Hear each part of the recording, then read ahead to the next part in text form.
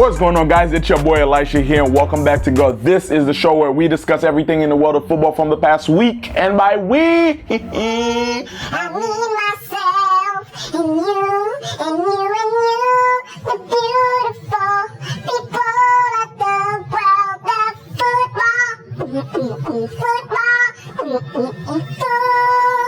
football. there's not much going on, to be honest, in this week in football. It's kind of dry. We're kind of in the middle of this part. Without further ado, let's get right to the business.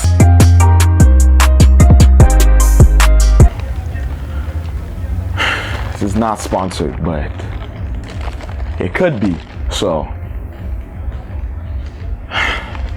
first and foremost, the biggest transfer news of this week, we're talking Gareth Bale. Now, as you know, last week I talked about how it was a bit of drama going on between him and Zidane, and how Zidane said he literally could leave the day after this press conference and it will be better for everybody. So obviously there's some animosity, there's some tension between the two. They got some beef, and so Zidane wants him to leave. Seems like Bale just wants to get paid. He doesn't care where he goes. It was reported that he was working on a deal with this Chinese team called Jiangsun Suning. So it was reported that he was about to get $1 million a week. That's 52 mil a year. 52 million a year. But then suddenly this weekend, Real Madrid, the board blocked the transfer. So now it's nearing the season, and so it's nearing the transfer deadline. So if Bale doesn't have anywhere to go, he's going to stay at Madrid. He's probably not going to play as much because Zidane and him don't agree. His manager doesn't like it. There's so much drama going on between these guys. And the fact that in the preseason Madrid derby right here in New Jersey, well, not right here, but right in our neighbors in New Jersey at the MetLife Stadium, Atletico Madrid played against Real Madrid, and man, oh man, if this is a preview of what this season is about to be like, we might be looking at Real Madrid entering one of the worst phases of the team's history. 7-3 was the score at the end of that game. Atletico Madrid completely steamrolling past Real Madrid. Diego Costa scoring in pure Diego Costa fashion, scoring a hat trick, and then gets a red card in the second half. Like, that's just what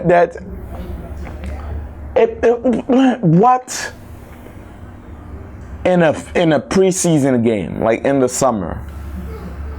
Come on, man. Like, he just always does something to get himself in trouble. But the main thing, João Felix scored his very first goal for the club. Congratulations to the 19-year-old.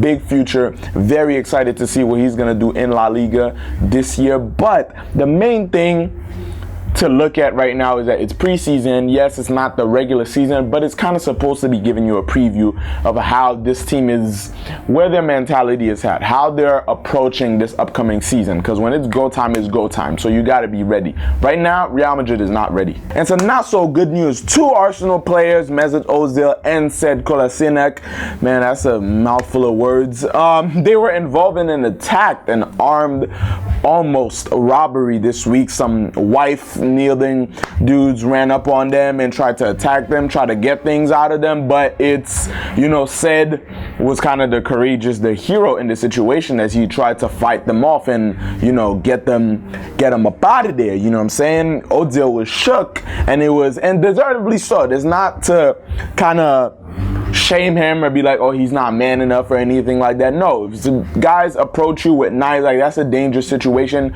Nobody should have to go through that and should be hearing that, oh no, you should have fought them off, or none of that. What Said did was very dangerous, and he could have lost his life.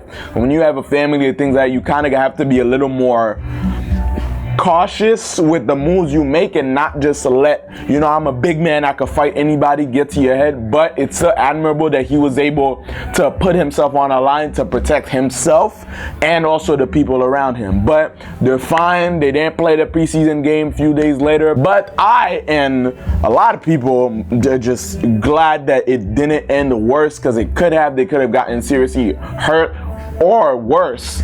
So I'm glad that they're alive and well, that nobody got a scratch, and that they can move on with their lives. This right here, this news, which I'm very, very, very excited about, is pretty small, but it's grand at the same time. The covers for the new FIFA game, FIFA 20, were announced this year, and the main man, the man of the event that will be gracing the cover of the infamous video game is Eden Hazard. First of all, I love the cover. I love the choice. He absolutely deserves to be on the cover. This is not to say that Hazard is like the best player in football right now, but he's definitely a guy who embodies football and stardom, and the fact that he made the move, and the big headline move to Real Madrid from Chelsea after so long, is he definitely deserves to be on that cover. It's going to be a memorable game for sure. And also the Champions Edition, again, well deserved, very great choice. Virgil van Dijk is going to be on the cover of that. I love the designs, I love the choices. I'm excited for FIFA 20. Stay tuned for Gold FIFA 20 content that's going to be coming very, very, very soon. Also, if there's anything that you guys would like playing wise, that you guys would like to see when a new game comes out, even though there's so much in the works right now, the more the merrier. Drop it down in the comments so we can know and what to produce for you beautiful people. Also, if you feel like somebody else, if you completely disagree with me and you feel like someone else should have been on the cover, drop it down in the comments. Let me know and why. Did they deserve it more than Virgil van Dijk, Big Virg, and Hazard? Also, two transfer news. It was announced this week that Daniel De Rossi has finally completed his move from Roma to Boca Juniors. Now, I wanted to talk about this move because it's so unlikely. Like, usually when these guys are in like their retirement stages, they go to like the Japans or China or even Saudi Arabia, so they can, because these countries have football that the leagues that they want to grow, and they have the money to be able to take some of the more famous European players, bring them over, bring some more attention to their game. So I thought that he would do that. But the fact that he went to Boca Juniors, like, the Argentinian league is not light. It's very competitive. It's very intense. South American fans don't play that. So him going over there is definitely showing that he can still play. Maybe not at the level of the Serie A, maybe not for Roma. So he probably feels like he doesn't want to play against Roma, so he's not going to stay in Europe, but he wants to play consistently at a high level. So taking himself over to Boca Juniors is a very smart choice. Also, another player who seems like he's making that same decision, Felipe Luis, decided to go back to Brazil and will be playing for Flamengo during this upcoming season. Congratulations to him. I wish him all the very best. He's a great left back. Just won his first major trophy for Brazil in the Copa America. Spent years and years at Atletico Madrid and was a great asset to them. So I'm happy for him. Speaking of transfers, Dani Alves is out of a contract. He's not playing for PSG right now. He decided to leave. So now he basically doesn't have a job. And he even joked about it on Instagram and posted different pictures of jobs that maybe he could do. I mean, that kind of got me thinking. You know, I feel like, what would it be like?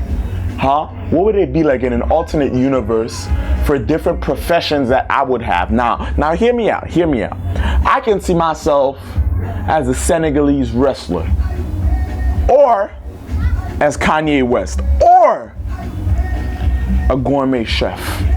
Like I would make some grub. Like I'm talking about like some good. Like I would cook it up, skirt, you know what I'm saying? Or, you know, as Kanye, I feel like my bars are at a level where I could really go toe to toe with the best in the world. I could really feel like I could brush on my curls. You feel me? That was just a little snippet. I was just a little preview. You know what I'm saying?